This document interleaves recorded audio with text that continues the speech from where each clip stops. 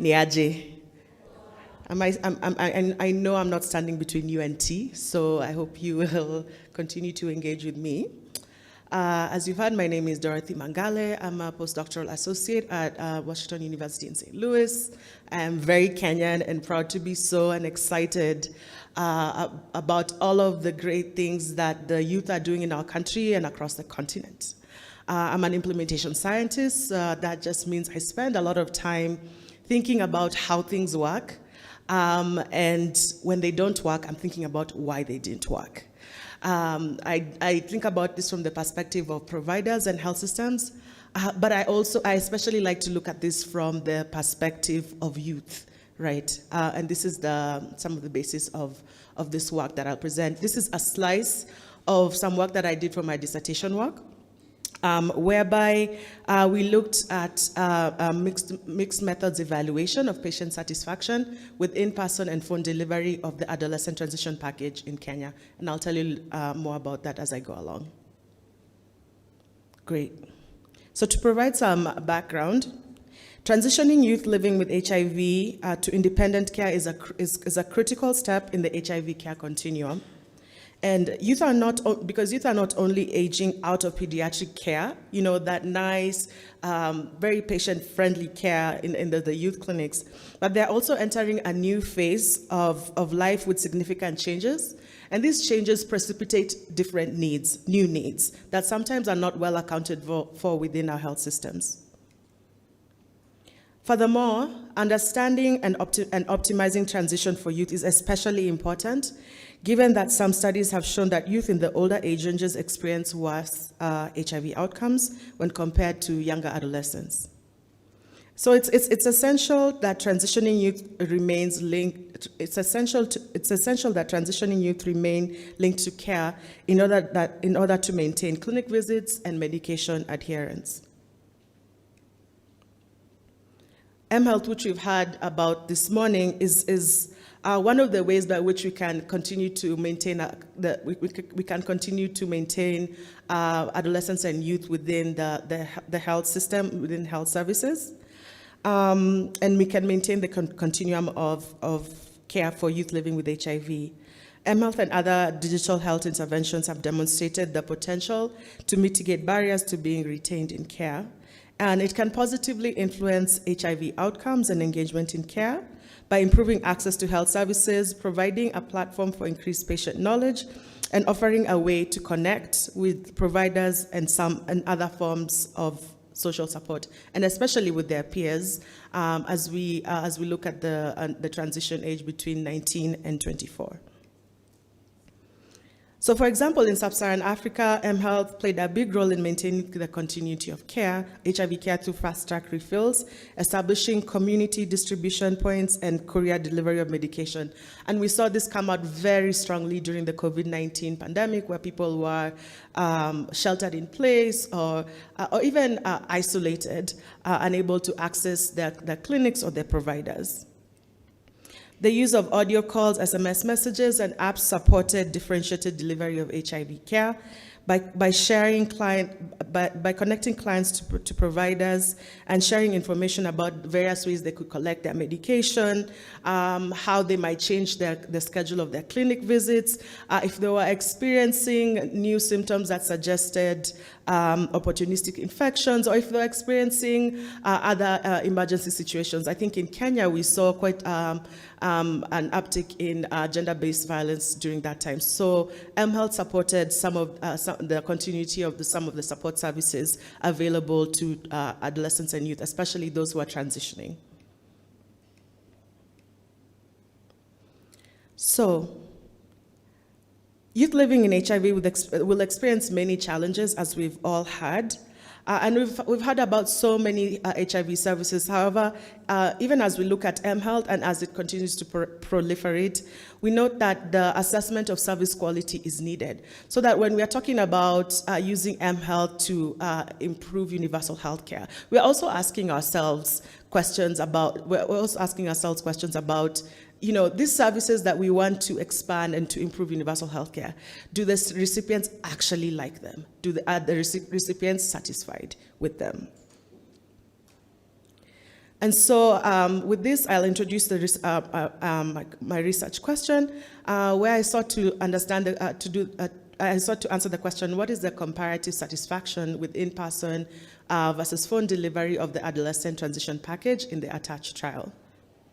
And this was a hybrid 1 effectiveness trial that was conducted in 20 public facilities in Kenya, whereby we enrolled youth aged 15 to 24 years. And for this evaluation, I used a convergent mixed method study.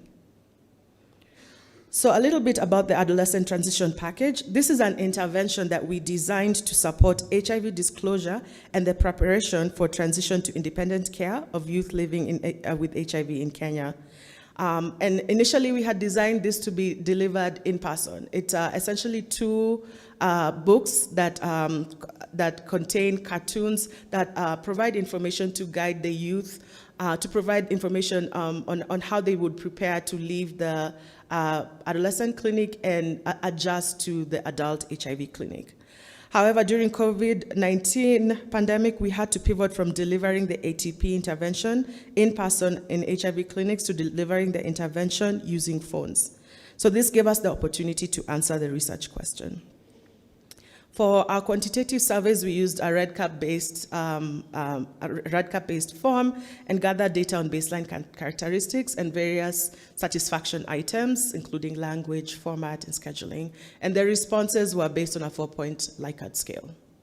For our qualitative piece, we used in-depth interviews with a nested sample of survey respondents, and these were the youth that we enrolled in our study.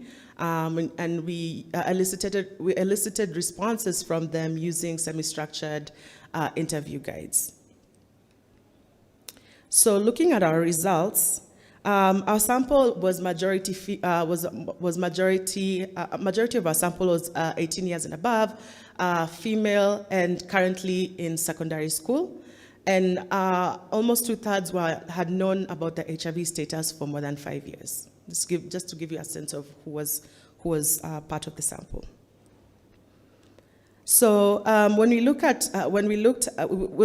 we'll start with the phone satisfaction. And I don't know how well you can see the colors here. The green represents responses of little or no satisfaction, while the beige, gold, brownish color represents responses of a lot or some satisfaction. And so we saw that satisfaction with the phone delivery was generally high across majority of the items and ranged from 42% to 89%. The lowest proportion of satisfaction were in items measuring confidentiality with this particular strategy, speaking without fear, appropriateness for communicating sensitive issues, and appropriateness for self-expression. And then we looked at responses for in-person satisfaction with in-person delivery of the adolescent transition package.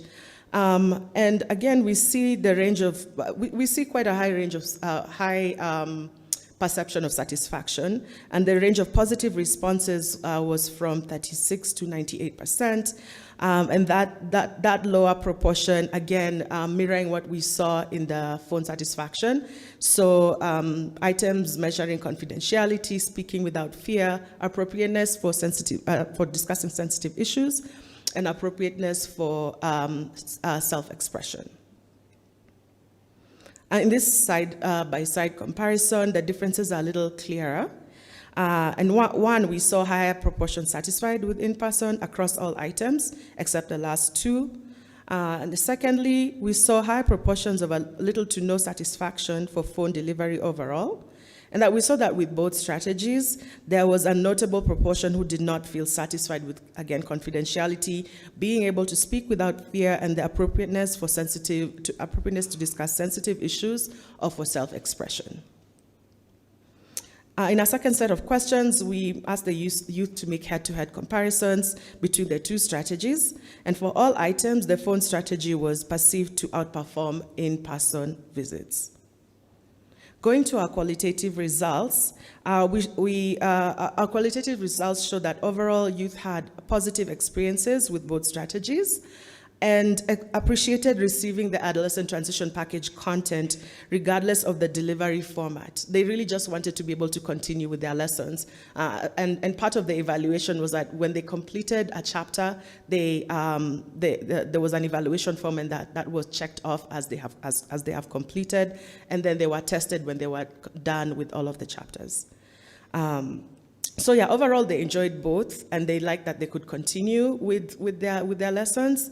Though some youth had a specific preference, had a preference for what strategy they wanted.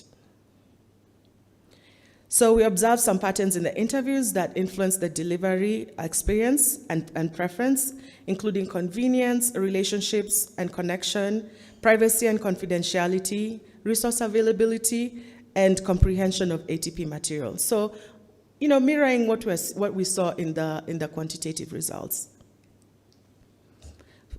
And just to sum up the qualitative results, we see that first the youth were satisfied with the level of ease, speed of communication, time-saving and cost-saving aspects of the phone delivery. We also learned, another key point that we learned was that youth liked and appreciated phone calls because it made them feel valued and connected to the providers. Some of the reflections were, we miss coming to the clinic because we see the providers, they've known us for a long time. Some of these youth have been in care ever since they were infants. And some of these youth were engaged in psychosocial groups, so they miss coming to the clinic because of that, because they wanted that interaction. Got it. Okay. And so, in contrast, I talked about the direct interaction being preferred, and then a barrier that was highlighted and came out really strongly was that insufficient airtime led to shorter duration of calls and faster speed of conversations, which impacted the youth's comprehension. So another key point to highlight is that preference for phone calls was linked to being older, so older youth preferred phone calls, stated challenges with transportation, so linking to low socioeconomic status, whereas preference for in-person visits were linked to freedom to ask questions, or just youth who felt that they needed more in-person support and the benefit of the relationship with the providers. And I'll just conclude and say that satisfaction was good for both strategies, but higher for in-person. And I think the big takeaway for us is that different strategies work for different types of youth, and so better targeting and adaptation is needed. And that we were able to identify characteristics that are necessary for us to tailor health delivery strategies that will be adapted to digital health, so that we can better serve the youth in the future. Thank you.